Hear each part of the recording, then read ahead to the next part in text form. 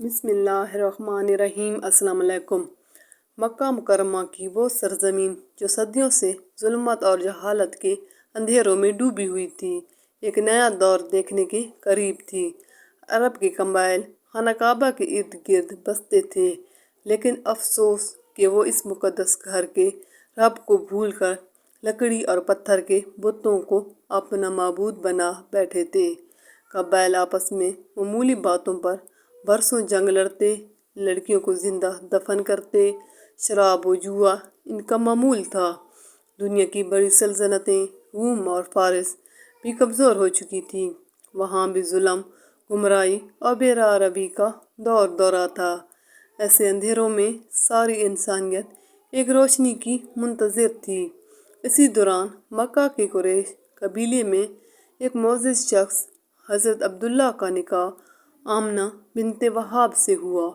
عبداللہ جوانی ہی میں دنیا سے رخصت ہو گئے اور ان کی اہلیہ آمنہ اپنے وطن میں ایک نور لیے بیٹھی تھی، وہ نور جس کی خبر آسمانی کتابوں اور پرانے نبیوں کی بشارتوں میں دی گئی تھی۔ حضرت آمنہ اکثر محسوس کرتی کہ یہ بچہ عام بچہ نہیں ہوگا۔ ایک رات انہوں نے خواب میں دیکھا کہ ان کے جسم سے ایک نور نکلا ہے جو شام کے محلات کو روشن کر رہا ہے۔ یہ بات دراصل اس بات کی علامت تھی کہ ان کے لخت جگر کی روشنی دنیا کے کونے کونے تک پہنچنے والی تھی۔ جب ولادت کا وقت قریب آیا تو مکہ کی چند معزز اور نیک خواتین حضرت آمنہ رضی اللہ تعالیٰ عنہا کے پاس موجود تھیں۔ ان میں سب سے نمایاں نام یہ بیان کیے جاتے ہیں: حضرت شفا بنت عبداللہ، یہ حضرت عبدالرحمن بن عوف رضی اللہ تعالیٰ عنہ کی والدہ تھی اور قبلہ داعیہ کا کام جانتی تھی۔ عثمان بن ابی عاص کی والدہ، بعض روایات میں ان کا نام بھی ملتا ہے۔ کچھ دیگر قریش کی عورتیں بھی اس وقت حضرت آمنہ کے ساتھ تھیں، جو ولادت کے وقت عورتوں کی مدد کیا کرتی تھیں۔ ان خواتین کے ساتھ ساتھ بعض روایات میں یہ بھی آتا ہے کہ حضرت آمنہ نے خود محسوس کیا کہ جیسے اللہ تعالیٰ کی طرف سے غیبی مدد خواتین حوران جنت بھی ان کے ساتھ موجود تھیں۔ وہ ان کی تسلی آمیز کلمات سنتی۔ 12 ربیع الاول عام فیل کی صبح طلوع فجر کے وقت جب ہونے لگی تو حضرت آمنہ رضی اللہ تعالیٰ عنہا نے اپنے بیٹے کو جنم دیا۔ آپ صلی اللہ علیہ وآلہ وسلم بالکل پاکیزہ حالت میں پیدا ہوئے۔ روایات میں آتا ہے کہ آپ صلی اللہ علیہ وآلہ وسلم کی ناف کٹی ہوئی تھی اور آپ مختون یعنی ختنہ شدہ پیدا ہوئے تھے۔ جیسے ہی آپ صلی اللہ علیہ وآلہ وسلم دنیا میں تشریف لائے، آپ صلی اللہ علیہ وآلہ وسلم نے سجدے کی حالت میں زمین پر جھک کر دونوں ہاتھ اٹھائے اور اللہ کی رحمت بیان کی۔ حضرت آمنہ رضی اللہ تعالیٰ عنہا کہتی ہیں کہ جب میرا بیٹا پیدا ہوا تو میرے گھر سے ایک ایسا نور نکلا جس نے شام کے محلات کو روشن کر دیا۔ اسی وقت دنیا کے مختلف خطوں میں عجیب و غریب واقعات یعنی کہ نشانیاں ظاہر ہوئیں۔ ایران میں کسریٰ کے محل کے 11 کمرے گر پڑے، 1000 سال سے جلتا ہوا آتش گدا بجھ گیا، بحیرہ ساوا خشک ہو گیا، آسمان پر ستارے اس شان سے چمکنے لگے جیسے پوری کائنات خوشی منا رہی ہو۔ اسی زمانے میں ایک بڑا واقعہ پیش آیا۔ یمن کا بادشاہ ابرہہ خانہ کعبہ کو گرانے کے لیے ایک عظیم فوج لے کر مکہ کی طرف بڑھا۔ لوگ خوفزدہ ہو گئے، مگر اللہ تعالیٰ نے پرندوں کے غول یعنی ابابیل بھیج کر اس لشکر کو تباہ و برباد کر دیا۔ یہ واقعہ عام فیل میں ہوا، یعنی ہاتھیوں والا سال، اور اسی سال نبی آخر الزمان صلی اللہ علیہ وآلہ وسلم کی ولادت ہوئی۔ گویا اللہ نے پہلے ہی اپنے گھر کی حفاظت فرما کر یہ اعلان کر دیا کہ وہ ذات تشریف لانے والی ہے جس کی وجہ سے یہ گھر اپنی اصل عظمت کو دوبارہ پائے گا۔ بالآخر وہ دن آ گیا جس کا زمین و آسمان انتظار کر رہے تھے۔ رات کے آخری پہر جب ساری دنیا پرسکون تھی، عبد المطلب کے گھر سے ایک بار ربیع الاول کے صبح کے وقت حضرت صلی اللہ علیہ وسلم کی روشنی پھوٹ پڑی۔ محمد صلی اللہ علیہ وسلم کی ولادت باسعادت ہوئی۔ جیسے ہی یہ بچہ دنیا میں آیا، حضرت آمنہ نے ایک عجیب نور دیکھا جس نے پورے مکہ کو منور کر دیا۔ اسی لمحے دنیا کے کئی خطوں میں غیر معمولی نشانیاں ظاہر ہوئیں۔ فارس کے آتش کدے جو 1000 سال سے جل رہے تھے بجھ گئے، کسریٰ کے محل کے 14 برج گر گئے، بحر صافا خشک ہو گیا، آسمان پر ستارے کچھ ایسے انداز سے چمک رہے تھے کہ گویا پوری کائنات جشن منا رہی ہو۔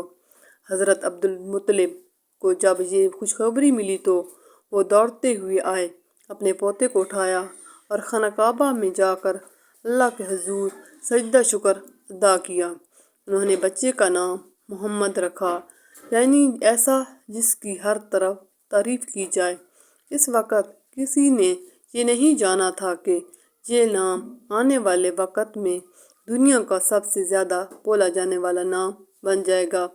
عرب کا دستور تھا کہ نامولود بچوں کو سرائی عورتوں کے حوالے کیا جاتا تاکہ وہ پاکیزہ فضا میں پرورش پائیں۔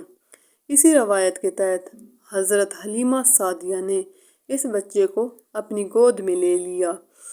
جیسے ہی انہوں نے محمد صلی اللہ علیہ وسلم کو اٹھایا، ان کے گھر میں خوشحالی برسنے لگی، بکریاں زیادہ دودھ دینے لگیں، کھیتیاں ہری بھری ہو گئیں اور قبیلے والے حیران رہ گئے کہ حلیمہ کے گھر یہ کیسی برکت آ گئی ہے۔ وہ دراصل اس یتیم بچے کی برکت تھی جسے اللہ نے ساری انسانیت کا رہبر بنا کر بھیجا تھا۔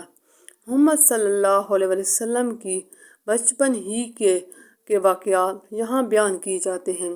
عرب کے دستور کے مطابق مکہ کے نامولود بچوں کو سرائی عورتیں لے جاتیں تاکہ وہ کھلی ہوا، فضا اور فصیح زبان کے ماحول میں پرورش پائیں۔ جب رسول اکرم صلی اللہ علیہ وسلم کی پرورش ہوئی تو حسب روایت مختلف عورتیں مکہ آئیں۔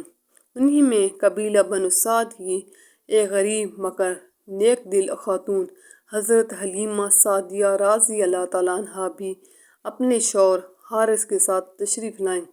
ان کے ساتھ ایک کمزور اونٹنی اور ایک دبلی پتلی گدھی تھی جو تھکن سے چلنے کا نام نہ لیتی تھی، اور ان کے پاس دودھ بھی نہ تھا جس کی وجہ سے ان کا اپنا بچہ بھی بھوکا رہتا۔ جب مکہ پہنچی تو قریش کے گھرانوں کے بچے دائیوں میں بانٹے گئے، مگر کسی عورت نے یتیم بچے حضرت محمد صلی اللہ علیہ وسلم کو قبول نہ کیا، کیونکہ وہ سب کہتی تھیں کہ یتیم بچے سے زیادہ فائدہ نہ ہوگا۔ حلیمہ رضی اللہ تعالیٰ عنہا بھی دل میں سوچ کر گئیں، گھروں کا چکر لگا چکی تھی، لیکن آخر میں کوئی بچہ نہ ملا۔ جب وہ واپسی کا ارادہ کرنے لگی تو دل میں خیال آیا، اس یتیم بچے کو کیوں نہ میں ہی لے لوں۔ پھر وہ حضرت آمنہ رضی اللہ تعالیٰ عنہا کے پاس گئیں۔ جیسے ہی انہوں نے نبی کریم صلی اللہ علیہ وآلہ وسلم کو گود میں لیا، ان کے دل میں سکون اتر گیا اور ان کے جسم میں خوشبو اور نور پھیل گیا۔ انہوں نے فیصلہ کیا کہ یہ بچہ وہی لے کر جائیں گی۔ جیسے ہی وہ نبی پاک صلی اللہ علیہ وآلہ وسلم کو لے کر اپنی سواری پر بیٹھیں، ان کی دبلی پتلی اونٹنی اچانک طاقتور ہو گئی، تیز دوڑنے لگی اور قافلے کی سب سے آگے نکل گئی، حالانکہ وہ پہلے سب سے پیچھے رہتی تھی۔ حلیمہ رضی اللہ تعالیٰ عنہا اور ان کے شوہر حیران رہ گئے کہ یہ کون سی برکت ہے، مگر حقیقت یہ تھی کہ یہ رحمت عالم صلی اللہ علیہ وآلہ وسلم کی برکت تھی۔ پھر جب وہ اپنے قبیلے واپس پہنچی تو ان کی بکریاں دودھ سے بھر گئیں، کھیتیاں سرسبز ہو گئیں اور ان کے گھر میں خوشحالی چھا گئی۔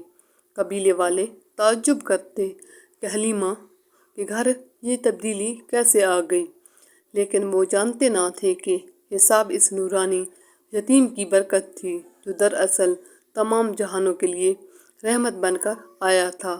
یہ وہ ایمان افروز لمحہ تھا جب حضرت حلیمہ سعدیہ رضی اللہ تعالیٰ عنہا نے رحمت عالم صلی اللہ علیہ وآلہ وسلم کو اپنی آغوش میں لیا تھا اور اللہ تعالیٰ نے ان کے گھر کو بے مثال برکتوں سے بھر دیا۔ آپ صلی اللہ علیہ وآلہ وسلم دوسرے بچوں سے الگ تھے۔ وہ کبھی جھوٹ نہ بولتے، کبھی کسی کو نقصان نہ پہنچاتے۔ ان کی آنکھوں میں ایک عجیب سی معصومیت اور روشنی تھی۔ لوگ انہیں آمین اور صادق کہہ کر بلاتے کیونکہ وہ ہر امانت پوری دیانتداری سے لوٹاتے اور ہمیشہ سچ بولتے۔ دادا عبد المطلب نے 60 سال تک پرورش کی اور ان کے انتقال کے بعد چچا ابو طالب نے کفالت کی۔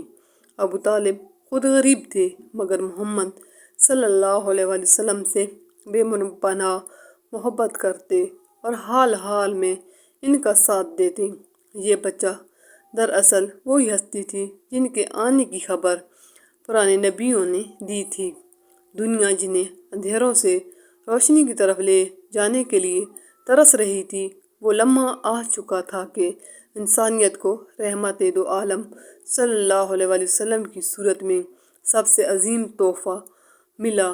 اس مبارک واقعہ سے ہمیں یہ سبق ملتا ہے کہ حضرت محمد صلی اللہ علیہ وآلہ وسلم کی ولادت محض ایک بچے کی پیدائش نہیں تھی بلکہ یہ ایک عظیم انقلاب کی ابتدا تھی۔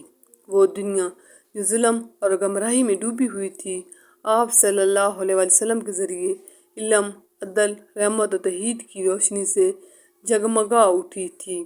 یہ سب آپ صلی اللہ علیہ وآلہ وسلم کی برکت اور رحمت کا نتیجہ تھا۔ اللہ تعالیٰ ہمیں آپ صلی اللہ علیہ وسلم کے اسوہ حسنہ پر چلنے کی توفیق عطا فرمائے، آمین۔